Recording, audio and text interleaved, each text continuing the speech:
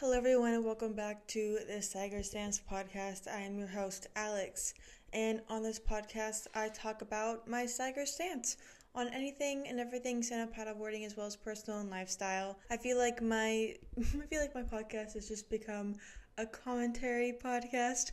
Not really, but there's definitely some topics where I am like, oh my god, this definitely sounds like a commentary YouTube video that I would listen to, but now I'm making it instead of watching it, which is actually really fun. We've come full circle in me consuming content and now me creating said content, which is fun, and I'm genuinely talking about things that I am interested in, and I feel like I can provide reasonable information and a new perspective on the topic, which is the whole point of me having a staggered stance, is that I have a staggered stance on different topics. That's like the whole point of my podcast.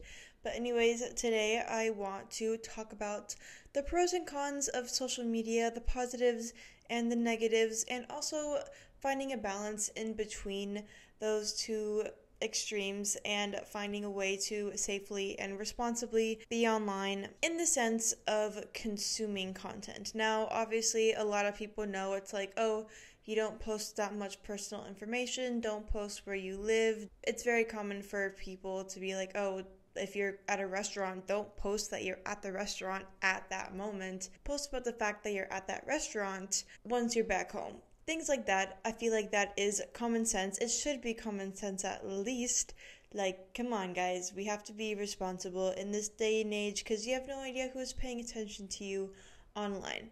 But anyways, this topic is very important to me because I am a very avid social media user. And I also feel like everyone and their mothers has some form of social media. I've already talked about social media in an episode several months ago called Why Do We Feel the Need to Post Everything on Social Media? I'll have it linked. This is, I guess you could say, a continuation of the topic, and I just wanted to talk about, the pros and cons of posting, or not posting on social media, but just social media in general. Like I said, I am an avid social media user. I use my social media for so many things, and I love social media. Everyone can share their points of views, their ideas, and it can be a way for people to express themselves artistically, and I do use that. I use social media in that way a lot. For example, I have 3 Instagram accounts, I have 3 TikTok accounts, and I have 3 YouTube accounts. That is a lot, and you might be like, holy moly, Alex, that is insane. But I use a lot of those for artistic expression. There's a lot of things that I want to do that it just does not make sense for me to post on my personal accounts. For example, I have a Instagram account, TikTok account, and YouTube account, if you count this podcast, related to stand-up paddling. And I also have serious interest in video editing and expressing my love for shows that I really like. So it does not make sense for me to post about my favorite shows that I love so much and want to make little video edits of them. It does not make sense to post that on my paddling account, So obviously I have accounts where I separate those things. So I love social media, but I also am very aware of the negatives that it carries, and I am always checking myself and making sure that I don't fall into the trap of social media. So what I'm going to talk about at the end of ways to safely finding a balance in social media and safely consuming content on social media, these are all things that I actively do and have learned to practice because I am very aware of the sinkhole that is social media. Social media used to be very simple. People would just post random photos. I've been told so many times by people, back in the day, when people would go out and party, they'd take photos and then they would just post it onto their Facebook page. Not look at the photos, not review them in any way, but just post them. And that was really common. And now I'm like, wow, no one would even think to do that. Absolutely not. No one would even, oh my God, if someone would do that, people would think they were crazy. Wow, that's so risky that you're doing that. Nowadays, social media has become a contributor to depression, anxiety, negative comparison, negative self-esteem, and also so much misinformation, and also the introduction of AI, artificial intelligence, which is something that I'm going to talk about a little bit on this episode because I do have strong opinions on AI. So yeah, I'm going to lay out the positives and the negatives of social media and talk about how we as a society can be better consumers of said social media content on these platforms. Okay, let's start with a little bit of positivity first. Let's go along with the positives of social media. And I talked about this a little bit before, but I'm going to say it again. Social media has essentially made the world smaller. Back in the day, you would have no idea about what was happening on the other side of the world. And now with just a few clicks, you can see everything that's happening on the other side of the world. You also become very aware of all of the issues that are happening around the world, and that's especially important like nowadays because, for example, the attack on Gaza, like the Israel-Palestine issue, all these things. It is very important to understand what is happening on the other side of the world and to educate yourself on those things. And it's also very amazing to be able to keep up with friends, people that are on social media, because obviously there's a lot of people that still aren't on social media, which kudos to them. I wish I could be like you, except that I just love content creation so much. It is so hard for me to not be on social media because I genuinely like creating content, and also because of my paddling, it is almost essentially required for me to be on social media and have a presence because no one would know who I am if I wasn't on social media. It also allows people to express themselves and to meet people that have similar interests. I remember during COVID,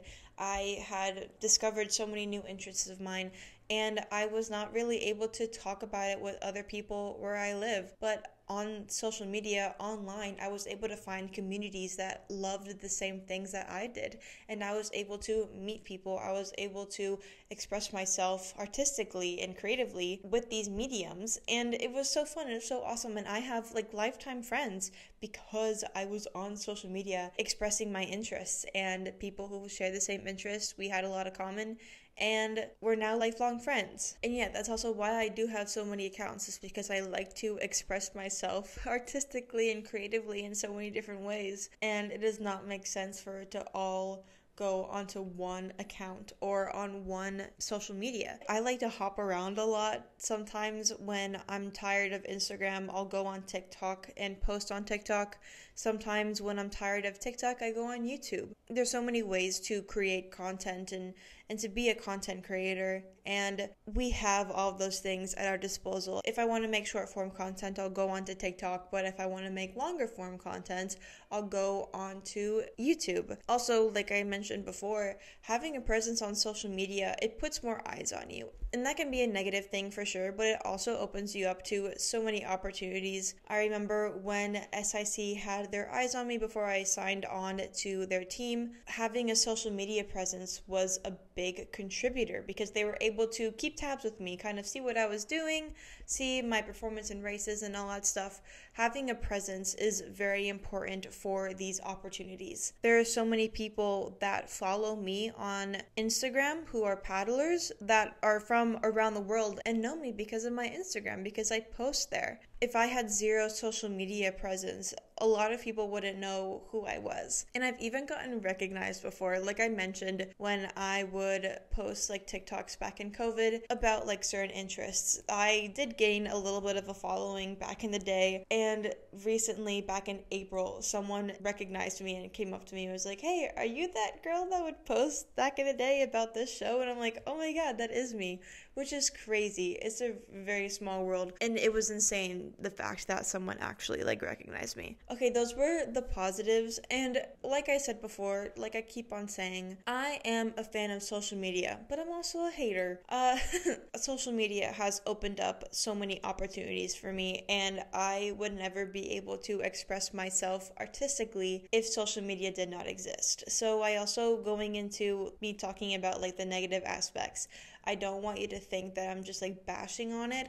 I think I've made my stance very clear about my opinions on social media, but I just, again, want to make it very clear that I am not this anti-social media person. I do think that it is an amazing tool, but we have to learn how to use it responsibly and productively. But anyways, let's get into the negative aspects and the negative side of social media. First of all, social media as a whole is negatively affecting people's mental health, like to the extreme. It is insane how negatively social media affects our brains and our mind and all that stuff. It can cause things like depression, anxiety. I said this all before: depression, anxiety, negative self-esteem, comparison, cyberbullying, too. All these things. And literal 8, 9, and 10-year-olds are exposed to this stuff. There are kids nowadays who have phones at that age and have unlimited access to these social medias, who have social medias, who are on TikTok, who are on Instagram, and they are being exposed to these things. And it is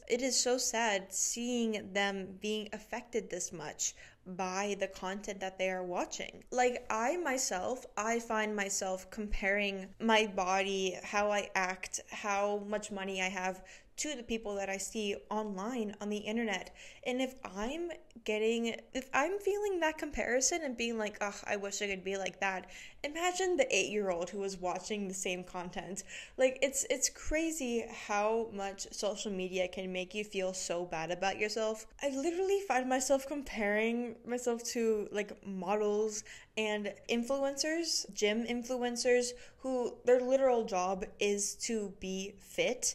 And they will go, some of them go to extremes to reach that body and to express themselves in that manner online. Not to mention that every other day or every day there is a new insecurity that someone has to bring up and bring attention to. The amount of guys, there was this whole thing recently about facial symmetry. I have really good facial features, but I have really bad facial symmetry. And why do you guys have to think about that? What the heck? Same thing with body image and everything. You convince yourself that you have to be skinnier or you have to be more fit or athletic looking, when it gets to the point where you just become blind to how you actually look.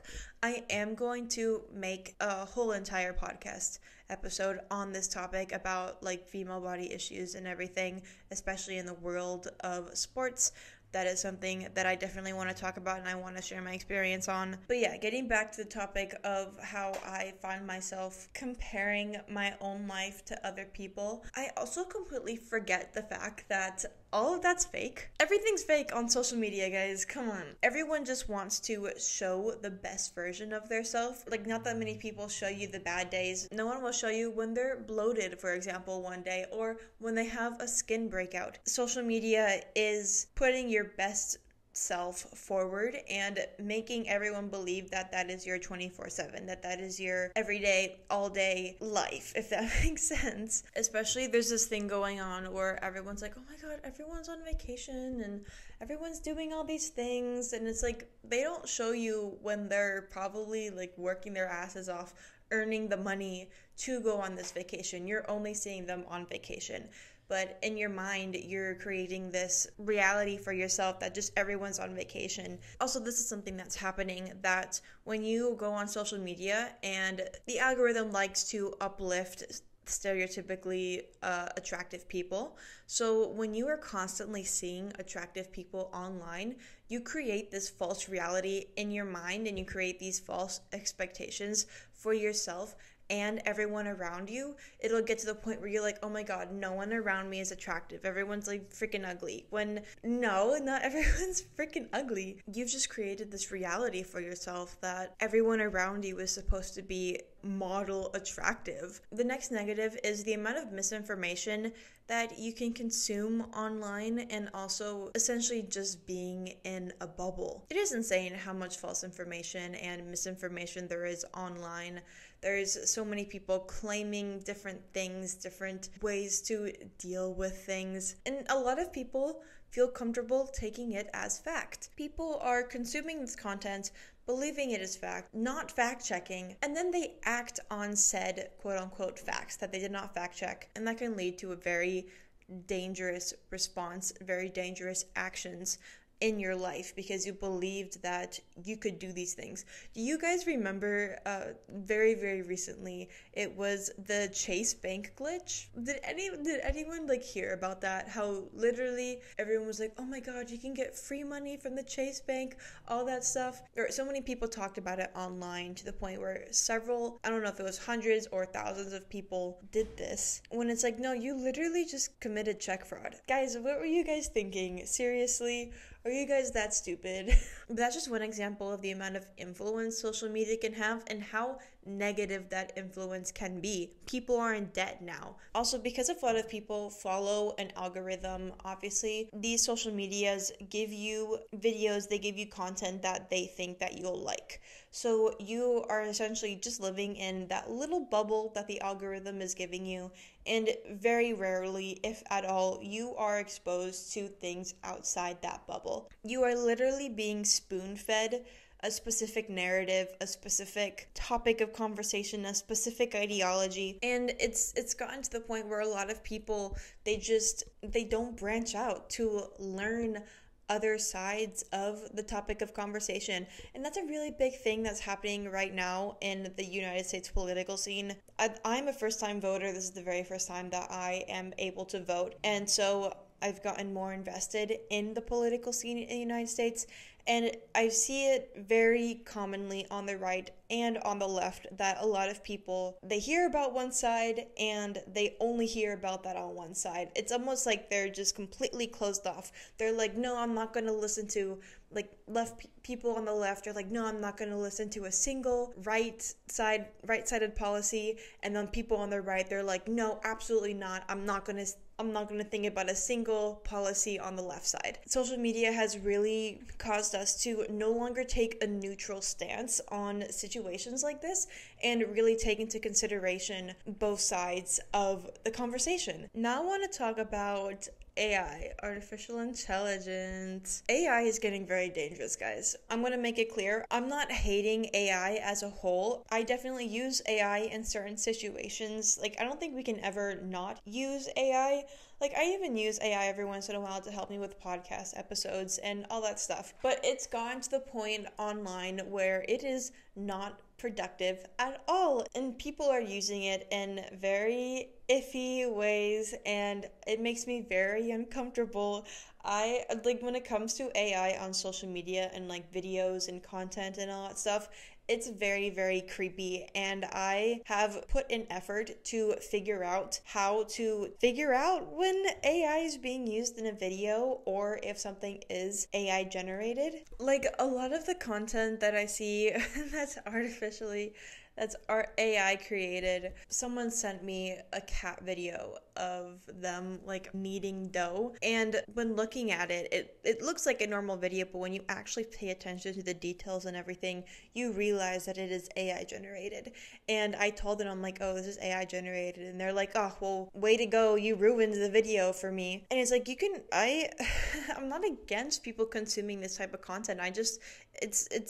So we need to know when people are using AI and when they aren't. We need to know when something is real and when something isn't. Because if we can't tell that a cat video making dough is AI generated, then we won't know when a political figure was being AI generated to say some out-of-pocket stuff. And that is exactly what happened on a video that I noticed. A figure that is AI generated, you can really tell when they are AI generated when they don't blink as much and their mouth is kind of off to what they are saying, or when their hair kind of blends into their skin, when their clothes kind of blend in or like glitch out a little bit if they're moving. There's so many ways to tell when a person is AI generated. And I was watching a reel on Instagram, and it was I'm assuming a prominent figure in the news world, and it looked like he was on television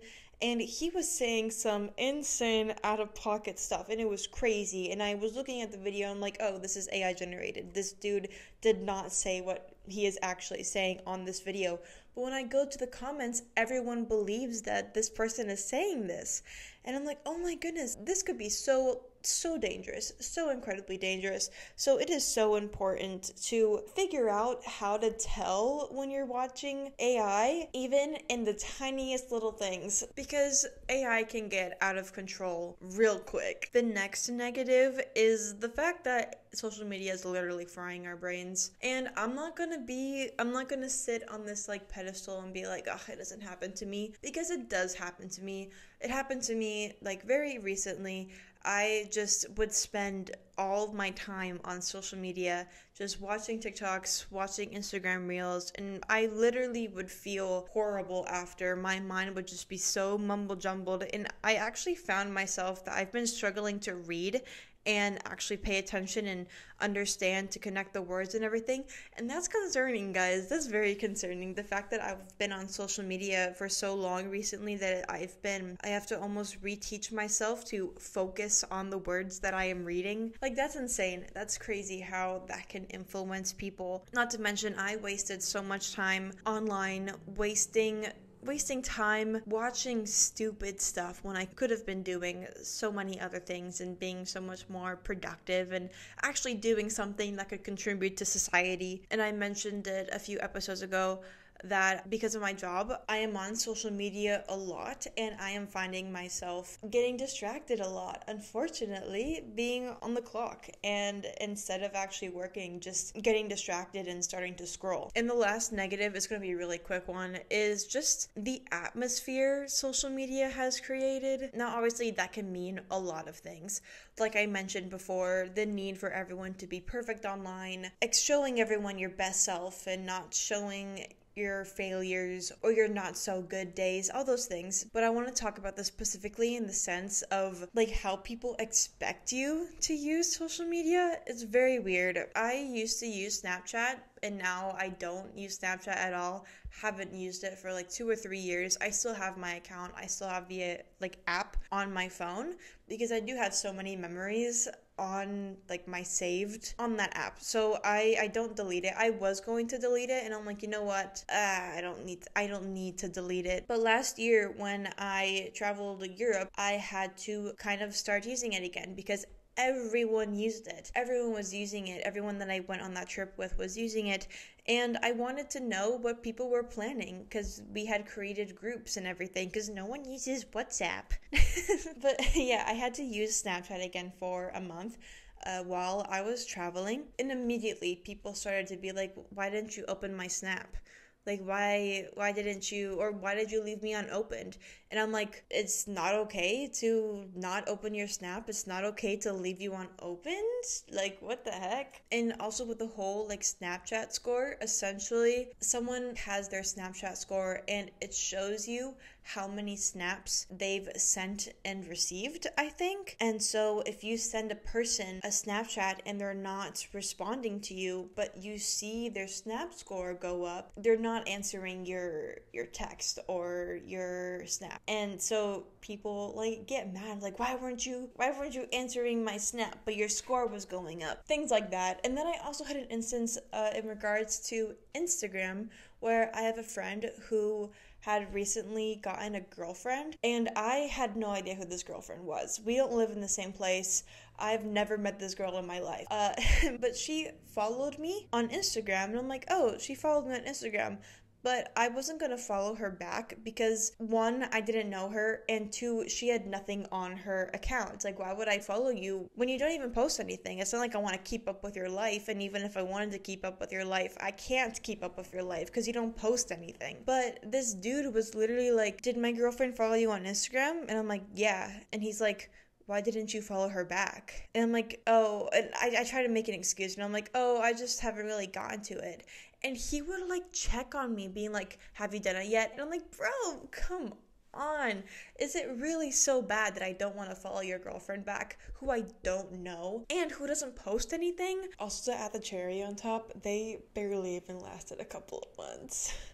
I don't know, guys. Social media culture is crazy. It's very stupid. Okay, so that's all of the negatives that I want to talk about. And now I want to talk about how I practice being a responsible social media consumer and practice being a conscious, like a very aware person online, the first thing is that I unfollow people that don't serve me or make me feel bad about myself. Or I unfollow people that do this, and I also don't follow people that would make me feel like this. So I follow no celebrities on my Instagram, except the warning, obviously, love you guys. If I just like kept on watching their content and was seeing what they were posting, when they post the best versions of themselves, it will just make me feel bad, honestly. And I don't really want that. I don't want to go onto Instagram and use it as some sort of escape from reality just for a second, only to be bombarded with picture perfect people. So yeah, I really only follow friends. And even then, if a friend is not posting good things or making me feel like not the best about myself, then I'll unfollow them. It's that simple. It's very stupid that you quote unquote need to be following people if you know them. You don't have to, really, and it's not that big of a deal if someone unfollows you. A way for you to not fall into the pit of social media and just doom scroll for hours is setting time limits. Now, a lot of people try to do this. A lot of people do it. There's so many people that I know who have screen time limits but don't check themselves. The amount of people that I know who have screen time limits but just hit ignore when the screen limit is up, there's so many people. So what I do is that I have my dad keep a password. So I have to be very conscious of how I am using my Instagram and TikTok and YouTube throughout the day so that I don't reach my limit in the morning and I can't use it for the rest of the day. Screen time limits are really good to limit your time overall on the social media throughout the day, but it's also really good to check yourself and make sure you don't just accidentally go on social media for hours at a time. Because you have a certain limit, you don't want to spend it all in one sitting, so you will learn to extend it throughout the day. And so instead of being online for large chunks of time, you're only on social media for small little bits of time throughout the day. I think when I was finishing my senior year, I had 10 minutes on Instagram a day and I had 1 minute on TikTok a day. So it was 10 minutes on Instagram and 1 minute on TikTok. And that was my way of getting myself off my phone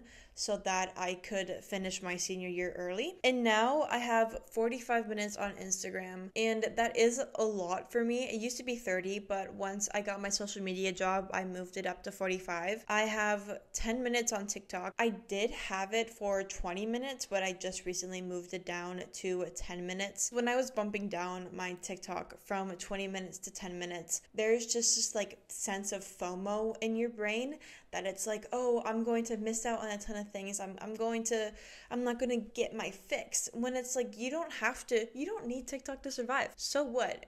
You miss a TikTok that you thought would have been funny.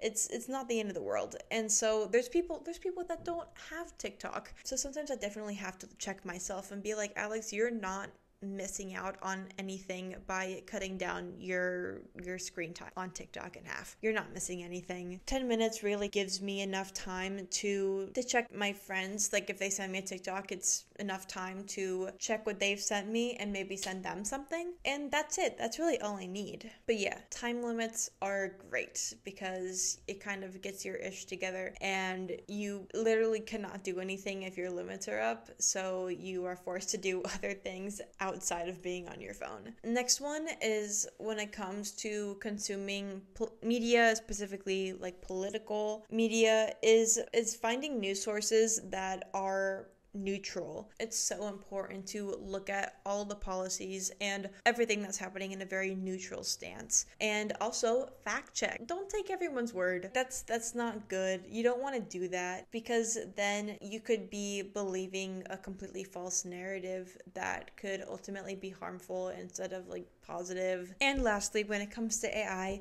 pay attention to signs of AI. I'm not going to stop saying this because if you can't catch a video that's AI, that's a cat, then what's going to happen when someone creates an AI video of a politician and you're going to believe that that's real too? Don't be fooled. Do your research and be responsible, guys. Also, I am very aware that a lot of this episode was talking about us as individuals consuming media, but I also believe as people like myself who post on social media, we have a responsibility to post moral content. And that literally is what I've been talking about. Don't post misinformation. Don't post anything that could, affect someone. The world could definitely use less negativity. So if you're just going to post a negative thing online, there's absolutely no point. And I'm saying that as a personal thing. No one wants you posting negative stuff, okay? Don't post misinformation and don't post AI claiming that it's real. That's really stupid. You are very stupid if you do that. I hope you find a better hobby that can actually fulfill your life in some way. Even I check myself every once in a while when I'm posting to make sure that this couldn't be problematic or in some way could be taken a wrong way. Obviously, I'm not perfect, and obviously people on the internet will always find something to hate online. No matter what it is, no matter what you post, someone's always going to find something negative about it. That's not what I'm talking about, but you get what I mean. And that's where I'm going to leave it. That was a big episode. This is a lot of stuff to talk about, but it's honestly something that I am very not well versed in. What's the word? I forgot the word, but it's something that I am very interested in, and I feel that it is important to talk about it and to consume media responsibly, because we don't need to be wasting our lives on social media doing unproductive things and consuming media that ultimately has no purpose in our lives. It's just it's icky. Also, there are absolutely no signs of social media leaving anytime soon, so understanding how it works and learning about all this stuff now can really help you moving on as social media ultimately starts changing. It's icky that these people, the whole point is to make you just sit there and watch content and to ultimately do nothing with your life and waste hours of your day, which over time can lead to weeks, months, if not years of time wasted online. Also, me as a social media person who posts content, I rely on those people to stay on social media, to stay on Instagram, to stay online, ignoring their outside life. I benefit from people essentially doom scrolling. And this actually used to be a huge moral thing in my mind, just being why would I purposely put content out there to get people to stay on social media when I openly advocate to stop using social media as much? And that was a really big conflict for me. But I also am very aware that I as a person cannot control how people decide to consume media. And as long as I'm not posting stupid stuff online and I'm actually posting relatively productive things, I don't think that I should beat myself up about posting on social media. I almost quit, guys. Almost quit, but you guys are stuck with me for who knows how much longer. And again, I'm not saying that I'm perfect. Let me check my screen time. My daily average is 3 hours and 13 minutes, and that is a lot. I mean, I'm very aware that my job is literally social media, so that is a big part of it, but 3 hours a day is a lot in the grand scheme of things. But anyways, that is all for today's episode. Thank you so much for listening. I hope you learn something new, are a little more aware of how you consume media, and I will catch you guys next week. Bye-bye.